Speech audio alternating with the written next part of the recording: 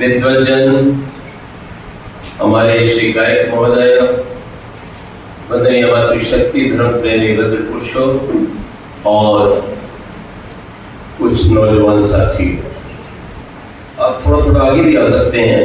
आगे भी पंखा लगा हुआ है, थोड़ा थोड़ा आगे आ जाए, बाहर कुछ नहीं है, बहुत बड़ा काम है। देवदयाल को ये मंत्र बहुत प्रिय था। ये हमारे जीवन की शान है, ये मानवता की पहचान है। और यदि आपने अपने जीवन की, अपने परिवार की, इस समाज की, राष्ट्र की रक्षा करनी है तो इस मंत्र को समझ लो। विश्वानि दुरितानि परासु, हम बुरे विचारों को, बुरे वस्तुओं को और बुरे व्यक्तियों को,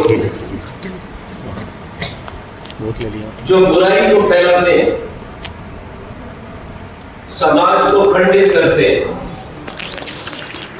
मत पर चलाकर बांटते हैं, जातियों में विभाजित करते हैं, राष्ट्र को कमजोर बनाते हैं, गुलामी की ओर ले जाते हैं, वो इसी में शामिल है, इस दुरित में। यद भद्रम तन्यासु, श्रेष्ठ विचार, श्रेष्ठ पदार्थ और श्रेष्ठ व्यक्ति हमारे संग रहने चाहिए। अगर आपको बचना है और सुखपूर्वक इस धरती पर जीना है और स्वतंत्रता का लाभ उठाना है,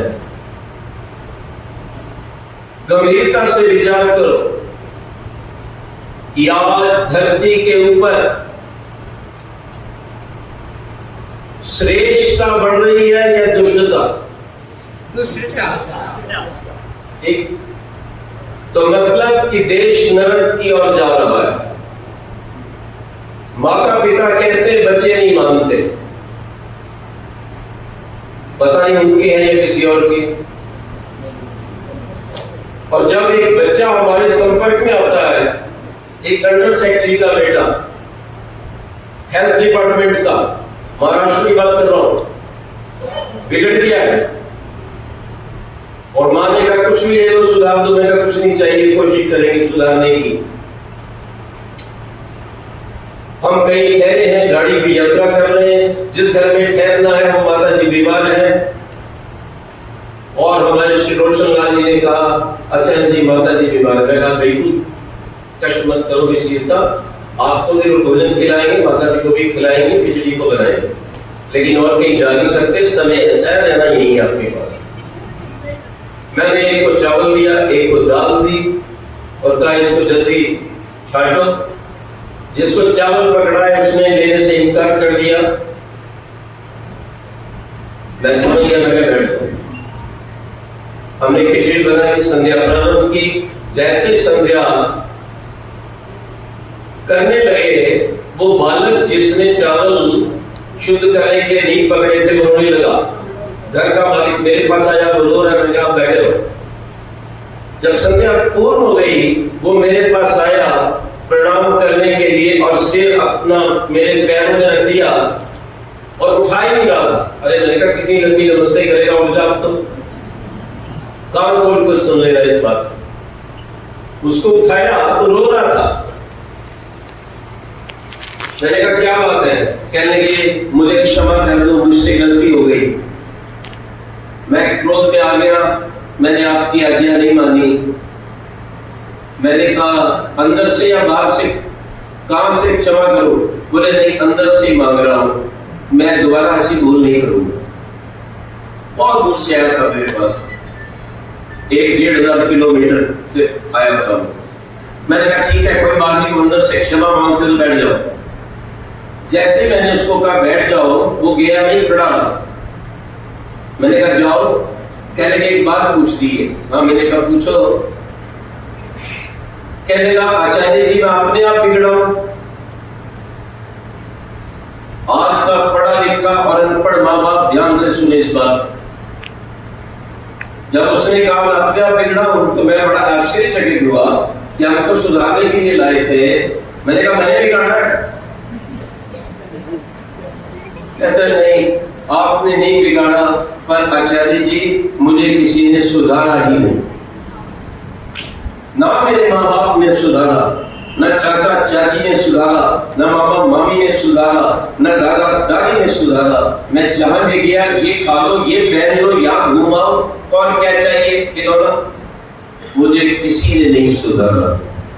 तुम रोना रोते हो, परिवार और बच्चे बिगड़ गए, और आप घर में आते हो कहते हो बहुत गंदगी है। जब झाड़ू लगाओगे ही नहीं तो गंदगी साफ कैसे होगी?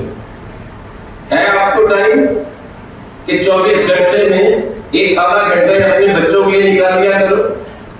जब अपने घर के बच्चे ही बिगड़ रहे हैं तो समाज कैसे सुधरेगा? गंभीरता से विचार करो। वो नौजवान सुंदर, लंबा, ऊंचा, अच्छे परिवार का, और कहता है मुझे किसी ने सुधारा ही नहीं, तो किसका दोष है?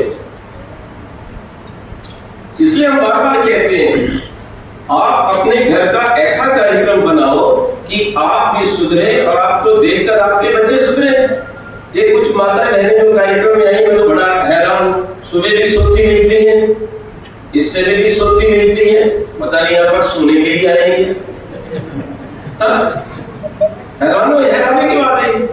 मैं उनसे पूछने वाला था, मैंने फिर और नाराज हो जाएंगे, क्योंकि मैं तो सीधा पूछता हूँ जैसे अपने माँ बाप से पूछता था। याद रखो इस बात को, हमारे किसी है यहाँ पर समाज को सुधारना चाहते हैं, आप बचने वाले नहीं हो, आप गुलामी की ओर जा रहे हो। याद रखो, केवल उदयपुर में हत्या नहीं हुई, उस दर्जी की, उस नाई की, और दर्जनों उस बच्चे की। केवल एक ही जगह पर गाय की पूंछ कट के मंदिर में नहीं गिरी, केवल जयपुर में एक थोड़ी सी टक्कर लगने पर रिक्शा वालों ने उसको कत्ल नहीं कर दिया, हमारे व्यक्ति को। आपके हर प्रांत, हर गांव में ये बदतमीजी चल रही है, आप बचोगे कैसे? कितनी लड़कियां पागल होकर मुल्कों के पीछे भाग रही हैं, और वो कट कट के फ्रिजों में मिल रही है। क्यों नहीं हम अपने बच्चों को शिक्षा देते? क्यों नहीं ठीक ढंग के कपड़े पहन के निकलते? किसको दिखा रही है शरीर?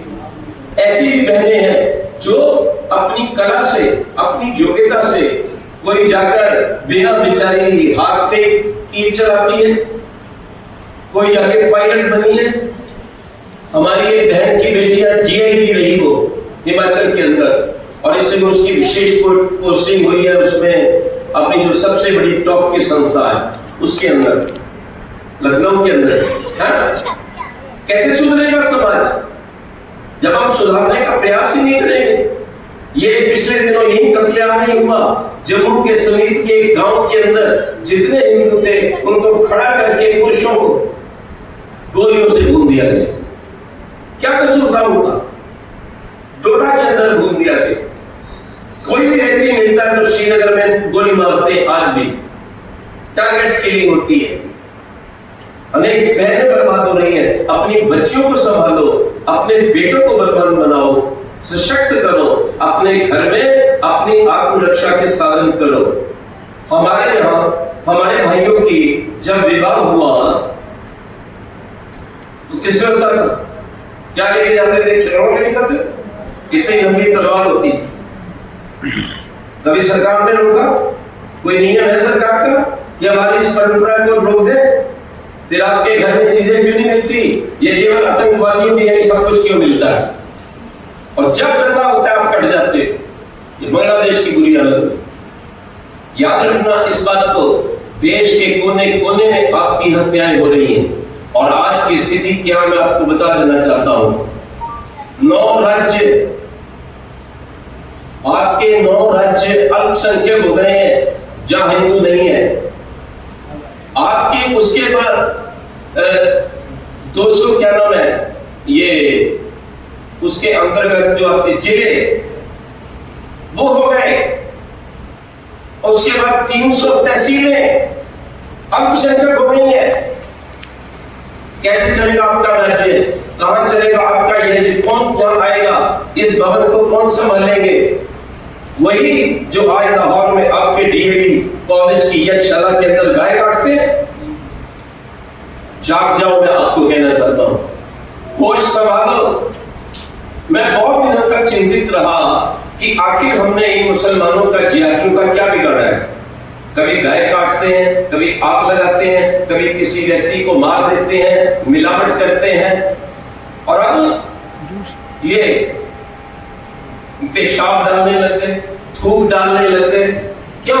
आप इससे पैदा हुए, बड़ा प्यार है आपको। ये दुष्ट लोग, दुष्ट नेता आपको बहकाते रहते हैं, भाईचारा भाईचारा भाईचारा। एक वो विदेशी का पप्पू मूर्ख घूमता है मोहब्बत की दुकान खोलकर, उसने इतनी मोहब्बत की है इनसे कि देश को बर्बादी के किनारे पे खड़ा कर दिया। ये मोहब्बत की दुकान बाहर नहीं खोल के आता है, यानी मोहब्बत है वोट की, कि देश चाहे गुलाम हो जाए, बर्बाद हो जाए, पर वोट न जाने पाए। बोलो, और फिर भी लोग मोहब्बत, एक मोहब्बत हो रही है। जरा विचार करो, इनको मोहब्बत किन से है? इनको वोट से मोहब्बत है। इनको देश की संस्कृति से नहीं है, गाय से नहीं है, मंदिर से नहीं है, देश की माँ बहन से इनको मोहब्बत नहीं है। इनको मोहब्बत वोट से है कि मैं नेता बन जाऊं, ऐश्वर्यशाली बन जाऊं। और दुष्ट कहता है तुम्हारा घर शादी का क्या हुआ, 2 बच्चे बड़े बड़े इसके। और जब इसकी पाबंदी लगी थी एक बार अमेरिका के ऊपर, वो तो अटल बिहारी वाजपेयी जी ना बचाते तो नालायक नहीं रहता, फंस गया था पूरी तरह से वहां पर। याद रखना, मैं भी साफ बोलने वाला व्यक्ति हूँ, और ये इतना गधा व्यक्ति है, इतना बुद्धिहीन है। अरे अंग्रेजी तो एक गोरी बहन का कुत्ता भी जानता है कि नहीं? गलत कह रहा हूँ क्या? गोरी बहन हिंदी बोलती है, कुत्ता कैसा कौन सी भाषा बोलती है? कुत्ता कुटिया समझ देंगे। अब इसकी मैं इतिहास बता दूं। इसने परीक्षा दी बोर्ड की दिल्ली में। इसकी दादी उस समय थी प्रधानमंत्री। घर में बैठकर पुस्तक खोल के ये पप्पू और पंकी ने परीक्षा दी, दोनों किताब खोल कर परीक्षा देते हैं, शर्म नहीं चाहिए। उसके बाद वो पेपर चले गए डीएवी स्कूल के हमारे प्रिंसिपल जानते मुझे मोहनलाल जी के पास। मोहनलाल जी कहने लगे जबरदस्त एक बात बताऊं, मैं क्या बताऊं? कहने लगा पेपर इन पप्पू पंकी के मेरे पास आ गए, और इधर से प्रधानमंत्री कार्यालय से व्यक्ति आ गया, सर इनका ध्यान रखना, डूब मरो तो मूर्खों।